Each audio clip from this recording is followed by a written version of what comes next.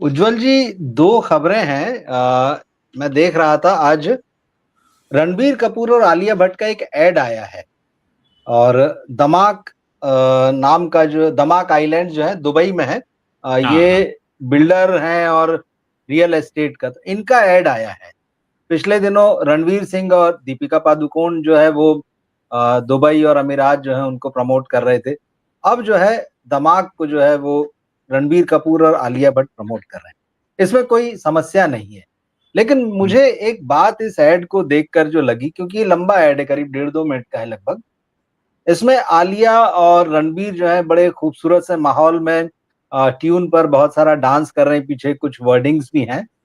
लेकिन इस एड में रणबीर कपूर जिस लुक में है, वो लुक अभी तक जो बात हमारे सामने आई है, संजय लीला भंसाली एक फिल्म बना रहे हैं लव एंड वॉर, और उसकी जो तस्वीरें निकल कर आई हैं, उसकी जो भी बातें हुई है, बताया ये गया है कि ये लुक रणबीर का उस फिल्म के लिए है। तो मुझे लगा कि भाई जब भी कोई एक्टर एक नए लुक में होता है और पब्लिक के बीच में आता है, लोगों में बड़ा एक उत्साह रहता है कि अच्छा ठीक है, अगली फिल्म में ये लुक देखने मिलेगा। रणवीर अगर भंसाली की उस फिल्म में ये काम, इस लुक में काम कर रहे हैं, और अगर वो उसी लुक में यहाँ पर रोमांस करते हैं, उस फिल्म में भी आलिया भट्ट है। अब ये जोड़ी अगर किसी एड में इस तरह से काम करते दिखती है, तो मुझे लगा कहीं ना कहीं ये भंसाली के साथ एक किस्म की चीटिंग तो नहीं है ये। क्योंकि भाई उन्होंने, एक डायरेक्टर का विजन है, उसने एक लुक तैयार किया आपके कैरेक्टर के हिसाब से। तो अव्वल तो कई बार तो छुपा कर रखते हैं, मगर ठीक है चलिए, आप कब तक छुपाएंगे, मूंछ वगैरह रखी हुई है तो। मगर आप अगर उसी लुक में किसी और प्रोडक्ट के लिए, किसी कंपनी के लिए ऐड करते हैं, किसी तरह का प्रचार करते हैं, तो उस फिल्म में आपका क्या लुक होगा? अब उसका तो, उस पे से पर्दा भी उठ गया, वो रोमांस करते हुए जोड़ी भी दिख गई। तो ऐसे में लव एंड वार के लिए क्या क्रेज रह जाएगा इस लुक में? तो कहीं ऐसा नहीं हो देखिए कि भंसाली को बड़ा नुकसान हो जाए। जी। रवि जी, इसमें सोच का फर्क है। अच्छा। कुछ सिंगर्स हैं जो फिल्मों में हिट गाना गाना चाहते हैं ताकि उन्हें शोज मिलें जिनमें वो बहुत से पैसे कमाएं। फिल्मों में तो वो 11 रुपए में गाना गा देते हैं, 11,000 में गाना गा देते हैं, एक जी हजार में जी। गाना, और शो का लेते हम्म। हैं वो 50 लाख रुपया। बहुत सारे हमारे ऐसे फिल्म स्टार्स हैं जो हिट फिल्मों के बाद अपने एंडोर्समेंट के कॉस्ट बढ़ा देते हैं। बहुत से ऐसे फिल्म स्टार हैं जिन्हें फिल्म करने का उतना पैसा नहीं मिलता जितना कि वो ऐड करने का लेते हैं। तो डिपेंड ये करता है कि रणबीर कपूर और आलिया खुद को क्या मानते हैं, एड स्टार्स या फिल्म स्टार्स। क्योंकि हमारे देश के एक बहुत बड़े समाचार पत्र जहां से बहुत सारे बड़े बड़े अखबार निकलते हैं, उनके मालिक ने एक स्टेटमेंट दिया था that we are in the business of advertisement. यानी एक न्यूज पेपर का मालिक जो कि प्रतिष्ठित न्यूज ब्रांड है, वो ये कहता है कि मैं न्यूज के धंधे में नहीं हूं, मैं एडवर्टीजमेंट के धंधे में हूं। क्योंकि उन्हें एडवर्टीजमेंट से ज्यादा पैसा मिलता है, न्यूज तो साथ में वो छाप देते हैं। बहुत सारे फिल्म स्टार्स ऐसे हैं जो फिल्में करते हैं, उससे कहीं ज्यादा वो एड में, सोशल मीडिया पोस्ट में करते हैं। ये मैं कह रहा हूं सोच का फर्क। अब अगर हम ये मान लेते हैं कि नहीं जी, हमारी सोच ये है कि हमारे लिए फिल्में ही मेन है और एड तो सेकेंडरी है, फिल्में नहीं हिट होंगी तो हमको तो एड भी नहीं मिलेंगे, अगर हम इस सोच से जाते हैं, तो डेफिनेटली ये संजय लीला भंसाली के साथ एक दगा है। और सबसे पहले अपने साथ है, क्योंकि संजय लीला भंसाली एक फिल्म बना रहे हैं, लेकिन उसमें कैरेक्टर कौन प्ले कर रहा है? आप। तो खिलवाड़ तो आपके अपने करियर के साथ भी हो रहा है, क्योंकि पिक्चर डायरेक्टर की नहीं है, पिक्चर तो आपकी भी है। कल को हिट होगी तो नाम आपका होगा, फ्लॉप हुई तो भी नाम आपका होगा कि आपने करवा दी। तो दगा तो ये है, लेकिन अब सोच का फर्क है कि आपके लिए क्या मुख्य है। हो सकता है दिमाग वाले ने इतना पैसा दे दिया हो आपको कि सुनकर किसी का दिमाग ही खराब हो जाए, या या आपके लिए वो कि ठीक है, मतलब अभी पिक्चर तो कर ली, अभी क्या करें, बीच में ब्रेक है, पैसा तो आ ही रहा है, पैसे तो सबको लगाव होता ही है। अब यहां पे हो ये भी सकता था कि रणवीर ये शर्त रख देते कि भैया मैं आपका ऐड तो करूंगा पर इस लुक में नहीं करूंगा, मेरे चेहरे पे दाढ़ी लगा दो, कुछ और लगा दो, कुछ ऐसा कर दो जिसमें मेरे चेहरे का वो हिस्सा ना दिखे जो कि मेरा हाईलाइट है, कोई विग लगा दो मुझे, कोई ऐसा वर्क कर दो। अब ठीक वही रूप लेकर दूसरे की दुकान के आगे खड़े हो जाना, जिसमें कि आप अपनी मेन दुकान पे आगे खड़े होने वाले हो कुछ समय बाद, तो ये तो आपने दगेबाजी तो की है। लेकिन सवाल यहां पर वही है कि आपके लिए मुख्य क्या है, एड में आना या फिल्म में आना? आप फिल्म इसलिए करते हो कि एड मिलता रहे, या ऐड इसलिए करते हो कि फिल्म मिलती रहे? तो डिपेंड करता है कि वो किस तरह से। और भाई हमारे देश में तो बहुत सारे ऐसे लोग भी हैं, ऐसे अभिनेता जो किसी भी फिल्म के लिए अपना कोई रूप बदलते ही नहीं, वो हर फिल्म में वही लगते हैं। जैसे शाहरुख खान, हर फिल्म में शाहरुख खान है। अक्षय कुमार, हर फिल्म में अक्षय कुमार है। पृथ्वीराज चौहान, उन्होंने एक फिल्म की थी सम्राट पृथ्वीराज चौहान, उसमें मूंछ भी उन्होंने नकली लगाई थी। वो मूंछ अक्सर पॉकेट में रख के चलते थे, पता नहीं कब फिल्म की शूटिंग करनी पड़ जाए, फटाक से लगाई और बन गए। तो हर कोई ऐसा नहीं होता ना कि उसके लिए बाकायदा लुक चेंज बिल्कुल। करे। तो मुद्दा है कि आपकी सोच क्या है। क्योंकि मुझे इस ऐड को देखकर यही लगा कि जब भंसाली इस ऐड को देखेंगे या उन्होंने देखा होगा, तो हाँ, उन्हें ये तो स्ट्राइक किया होगा कि यार ये तो वो लुक है जो मेरी फिल्म के लिए मैंने रेडी करवाया। और बिल्कुल एक बिल्कुल आर्टिस्ट बिल्कुल। के रूप में आप फीस लेते हैं अच्छी खासी, और हाँ, ठीक है, आपकी अपनी बॉडी है, आपकी अपनी पर्सनैलिटी है, आपकी अपनी फैमिली है, लाइफ है, सब कुछ है। लेकिन उस लुक के एक्सक्लूसिवनेस की बात है। भाई अभी तक तो ये लोगों में था, अच्छा रणवीर कपूर जो है लुक में आएंगे और आलिया भट्ट उनके साथ में होंगी, ये तो जोड़ी है उस फिल्म की, तीसरे विकी कौशल है। और वो फिल्म जो कि अगले साल आनी है, बहुत ज्यादा दूर भी नहीं है, उस एक्सक्लूसिवनेस को मुझे लगता है कहीं ना कहीं जो है खत्म करती है ये चीज कि हमने रणवीर और आलिया की जोड़ी को इस लुक में देख लिया है, जो हम बड़े पर्दे पर देख। तो मैं ये भी सोच रहा था, क्या भंसाली ने इस तरह का कोई कॉन्ट्रैक्ट या क्लॉज इस तरह का डाला था कि इस लुक में आप कोई अन्य काम नहीं करेंगे?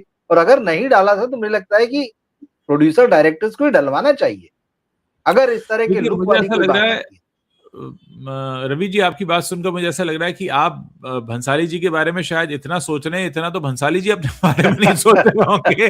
और मुझे नहीं लगता कि रणवीर ने किसी क्लॉज को तोड़कर ये किया होगा, क्योंकि ये लोग इतने स्मार्ट होते हैं, ये खुद को कानूनी हम्म, लड़ाई से बचाना जानते हैं।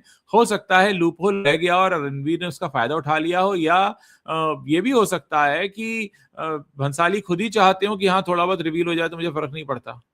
डिपेंड करता है, मतलब वो उनकी अप्रोच क्या है उसको लेकर। बहुत सारे लोग चाहते हैं, जैसे हमने बहुत लंबे समय तक शाहरुख खान को हुडी में देखा, उनकी फिल्म आने से बिल्कुल। पहले। जो उनकी फिल्म आने वाली थी किंग। डंकी, शायद डंकी। अच्छा, डंकी उस समय में, हाँ हाँ, बिल्कुल। डंकी आने वाली थी, उससे पहले वो नहीं दिख रहे थे, मतलब हुडी लगा के दिख रहे थे। तो मुझे लगता है कि ये उनके ऊपर है, लेकिन हाँ, एक दर्शक के तौर पर, एक पत्रकार के तौर पर, एक एनालिसिस करने वाले स्पेशलिस्ट के तौर पर हम ये कह सकते हैं कि हाँ, आइडियली ऐसा होता है कि आपका वो लुक रिवील हो जाए तो फिर लोगों का आप में वो इंटरेस्ट नहीं रहता। और ये बात हम अक्सर सोशल मीडिया के बारे में भी कहते रहते हैं। हम तो ये कहते हैं कि आम दिनों में भी जो स्टार्स हैं, जो फिल्म एक्टर्स हैं, उनको बार बार अपने लुक नहीं दिखाने चाहिए, इतना ज्यादा एक्सपोज नहीं करना चाहिए खुद को कि लोगों के अंदर उनको देखने का चार्म ही खत्म हो जाए। यही बात जो आप कह रहे हैं, बिल्कुल यही चीज है। एक तो ये ओवर एक्सपोजर है, और उसमें भी आप किसी फिल्म के लिए कुछ स्पेशली कर रहे हैं, वो भी आपने रिवील कर दिया, और जोड़ी भी वही है, हीरोइन कोई और होती तो भी बात, वही हस्बैंड, और अच्छा खासा लंबा है, गाना जैसा कुछ चलता है। तो मुझे लगता है कि देखिए क्या होता है इसमें, अगर कोई बात होगी निकल के सामने आएगी, लेकिन बिल्कुल आपने ठीक कहा, एक जर्नलिस्ट के तौर पर, एक एनालिस्ट के तौर पर, मेरे मन में जो क्यूरियोसिटी थी उस लुक को लेकर, यार ये वाली जोड़ी इस लुक में इस तरह से हम बड़े पर्दे पर देखें, वो खत्म हो गया। मुझे लगता है बिल्कुल। मेरे तरह बहुत सारे लोग होंगे, क्योंकि मेरे अंदर एक आम दर्शक भी है। हाँ, तो ये चीज बिल्कुल। मुझे लगी, तो मैंने सोचा आपसे डिस्कस करते हैं। एक और जो दूसरी चीज आ रही, शबाना आजमी ने एक इंटरव्यू दिया है, उसमें उन्होंने बहुत ही इंटरेस्टिंग बात कही है। फिलहाल हम इस पर छोटी सी चर्चा करेंगे, लेकिन हो सकता है आगे हम इस पर लंबी बात करें। उन्होंने कहा कि भाई जो बड़े स्टूडियोज हैं, वो आजकल अपनी बड़ी फिल्मों की लोअर बजट फिल्म्स बना रहे हैं। मतलब उनकी जो फिल्में हिट हो गई थी, अब वो रिस्क नहीं ले रहे हैं कि और कुछ नया करें, उन्हीं फिल्मों को छोटे बजट में बना रहे हैं, उन्हीं फिल्मों को जो है नए चेहरों के साथ कम बजट में बना रहे हैं। मतलब उन्होंने क्रिएटिविटी पर ध्यान देना छोड़ दिया है, नएपन पर ध्यान देना छोड़ दिया है, और रिस्क लेना बंद कर दिया है। और यही सिनेमा के लिए सबसे बड़ा खतरा है। देखिए, शबाना आजमी के स्टेटमेंट को मैं इस तरह से लेता हूं कि क्लास का जो टॉपर बच्चा है, अगर वो ही कुंजी और गाइड से पढ़ने लगे, वो ही बिल्कुल, ट्यूशन हाँ। पढ़कर पास होने लगे, तो जो क्लास के बाकी बच्चे होते हैं वो कहेंगे कि यार हम तो इससे प्रेरणा लेते थे, ये तो हमारी तरह ही शॉर्टकट यूज कर रहा है। तो डेफिनेटली शबाना आजमी ने जो कहा है, और being a senior actress, being a senior member of this fraternity जो फिल्म इंडस्ट्री की, वो मतलब मुझे लगता है शबाना आजमी एकमात्र ऐसी एक्ट्रेस हैं जितना मैंने उनके बारे में पढ़ा है कि वो फिल्म इंस्टीट्यूट से निकली और उनके लिए पिक्चर तैयार थी। मतलब वो उन्होंने स्ट्रगल एक दिन एक घंटे का भी नहीं किया है, और उन्होंने जिस तरीके का जिस लेवल का काम किया, आप उनका काम देखें, तो ऐसे लोग अगर टिप्पणी करते हैं तो उस पर ध्यान देना भी चाहिए। देखिए, अगर कोई ऐसा जो अपने करियर में सक्सेसफुल ना रहा हो वो टिप्पणी देता है तो हम उसको सीरियसली नहीं लेते हैं, लेकिन अपने करियर में इतना सक्सेसफुल रही एक्ट्रेस अगर ये कह रही हैं, और बिल्कुल सही बात है कि अगर अगर आप सोचिए ना कि जो सो कॉल्ड बड़े बड़े प्रोड्यूसर हैं, जिनको देख के लोग प्रोड्यूसर बनते हैं, जिनको देख कर लोग ख्वाब देखते हैं फिल्म बनाने का, अगर वही नकल करके पास होंगे तो फिर तो बच्चा जो हमारा क्लास का फिसड्डी है वो तो नकल कर ही रहा है, तो वो किसको देखकर सीखेगा? तो आपको कई बार अपने लिए नहीं बल्कि आपको अपनी फ्रेटर्निटी के लिए काम करना होता है, क्योंकि आप रोल मॉडल होते हैं, आपको लोग, बहुत सारे लोग मिसाल के तौर पर देख रहे होते हैं, इसलिए भी आपको गलत नहीं करना होता है, क्योंकि आपको वो जगह मिली हुई है। तो बिल्कुल एक सेंस ऑफ रिस्पॉन्सिबिलिटी तो होना ही चाहिए। और मुझे लगता है जो बात उन्होंने कही, अगर हम उसको बहुत साधारण शब्दों में कह दें, तो जिस तरह से रीमेक बन रहे हैं, जिस तरह से सीक्वल बन रहे हैं, जिस तरह से यूनिवर्स बना दिए गए, ये वही बताता है कि नया कुछ नहीं करना है, बहुत सेफ खेलना है और अपनी उन्हीं फ़िल्मों को रिसाइकिल करते चलना है और कम बजट में लेके आना है और जो है कुछ नया एक्सपेरिमेंट नहीं करना है।